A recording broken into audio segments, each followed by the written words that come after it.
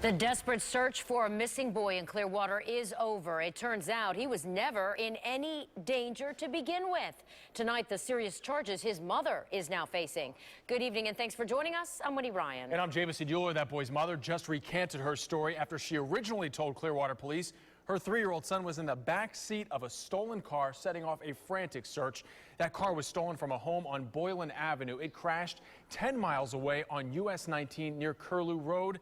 The driver of that car is in custody right now. ABC Action News reporter Maricela Burgos is live at the police station in Clearwater with a story that went from scary to outrageous. Maricela? Of course, this was extremely frightening for the detectives here because they received that call at 1:30. And so when they heard from the mother as well as her boyfriend that there was a toddler that was in this supposed stolen car, they immediately sent out detectives to try to find this Ford Fusion.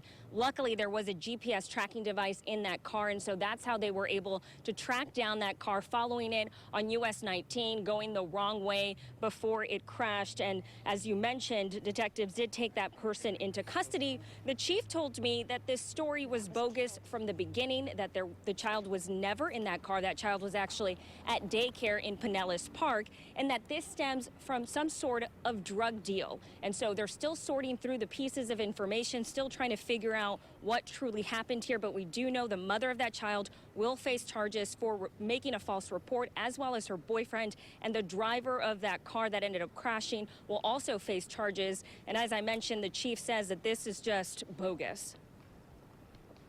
We're still trying to get all those details together, other than that, I can't give any explanation for the ridiculous behavior by some of the people involved in this case. The chief mentioned there are going to be several charges, and they're still piecing through all of this. The driver that took that car, the chief mentioned that car was never truly stolen, but that car did end up crashing. Our Serena Fazan is there at that location, and she'll explain what she... Thank you, Maricela. That's right. And as Jamison had mentioned earlier, I am about 10 miles away from you.